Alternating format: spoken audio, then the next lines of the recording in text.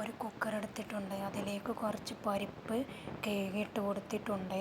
ഇനി അതിലേക്ക് അരമുറി സവാളയും ഒരു കറുത്തയും ഇട്ട് കൊടുക്കാം.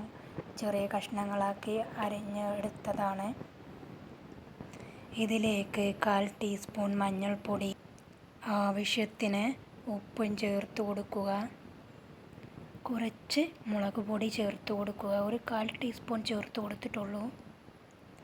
ഇനി ഇതിലേക്ക് ആവശ്യമായിട്ടുള്ള വെള്ളം ഒഴിച്ചു കൊടുക്കുക. ഇത് വേവാൻ ആവശ്യമായിട്ടുള്ള വെള്ളം വേണം. പിന്നെ നമുക്ക് കുക്കർ അടച്ച് വെച്ചങ്ങാണ്ട് ഒന്ന് കൂക്കിച്ചെടുക്കാം. അങ്ങനെ ഒന്ന് വേവിച്ചെടുക്കുന്നുണ്ട്. വെന്ത് വരട്ടെ. ഒരു ചട്ടി വെച്ചിട്ടുണ്ട്. ചൂടായി വന്നിട്ടുണ്ട്. ഇനി നമുക്കതിലേക്ക് കുറച്ച് എണ്ണ ഒഴിച്ചു കൊടുക്കാം. ഇനി നമുക്കതിലേക്ക് കുറച്ച് ഉലുവ ഇട്ട് കൊടുക്കാം. ഉലുവയൊക്കെ റെഡിയായി വന്നിട്ടുണ്ട്. ഇനി നമുക്കതിലേക്ക് സാമ്പാർ പരിപ്പ് ഇട്ട് കൊടുക്കാം. ഇനി നമുക്കതിലേക്ക് കുറച്ച് ഉഴുന്നിട്ട് കൊടുക്കാം.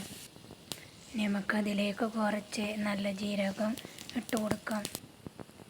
ഇനി ഒന്ന് മിക്സ് ചെയ്യാം. ഇനി നമുക്കിതിലേക്ക് 2-3 ചെറുള്ളി ഇതുപോലെ ചെറുതാക്കി ഒന്ന് അരിഞ്ഞെടുത്തതാണ്, അത് ഇട്ട് കൊടുത്തിട്ടുണ്ട്. ഇനി ഒന്ന് മിക്സ് ചെയ്തെടുക്കാം.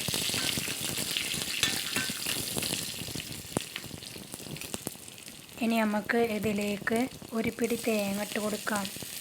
ഇനി നമുക്കിതിലേക്ക് 2 ചെറിയ ഇഞ്ചിയും 2-3 വെളുത്തുള്ളിയും കുറച്ച് കറിവേപ്പിലയും ഇട്ട് കൊടുത്ത് ഒന്ന് മിക്സ് ചെയ്യാം.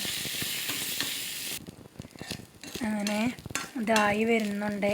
ഇനി നമുക്ക് ഇത് ചൂടാറിയിട്ട് ഒരു മിക്സിൻ്റെ ജാറിലേക്ക് ഇട്ടുകൊണ്ട് ഒന്ന് അടിച്ചെടുക്കണം. ആവശ്യത്തിന് വെള്ളം ഒഴിച്ച്. അങ്ങനെ ഇത് റെഡി ആയിട്ടുണ്ട്. നമുക്ക് തീ ഓഫ് ചെയ്യാം. ഇനി ചൂടാറിയതിന് ശേഷം മിക്സിൻ്റെ ജാറിലേക്ക് ഇട്ടൊന്ന് അടിച്ചെടുക്കണം. ഒരു മിക്സിൻ്റെ ജാറിലേക്ക് ഇട്ട് കൊടുത്തിട്ടുണ്ട്. ഇനി ആവശ്യത്തിന് വെള്ളം ഒഴിച്ചു കൊടുത്തിട്ടുണ്ട്. ഇനി നമുക്കൊന്ന് അരച്ചെടുക്കാം. ഒരു ചട്ടി വെച്ചിട്ടുണ്ട്. അതിലേക്ക് കുറച്ച് എണ്ണ ഒഴിച്ചു കൊടുക്കും. എണ്ണ ചൂടായി വന്നിട്ടുണ്ട്. നമുക്കിതിലേക്ക് കടുക് ഇട്ട് കൊടുക്കാം. കടുകൊക്കെ പൊട്ടി വന്നിട്ടുണ്ട്. കറിവേപ്പിലിട്ട് കൊടുക്കാം. ഇനി നമ്മൾ വേവിച്ചെടുത്ത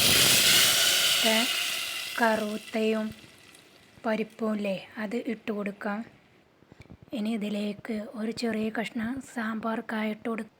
കുറച്ച് മല്ലിപ്പൊടി ചേർത്ത്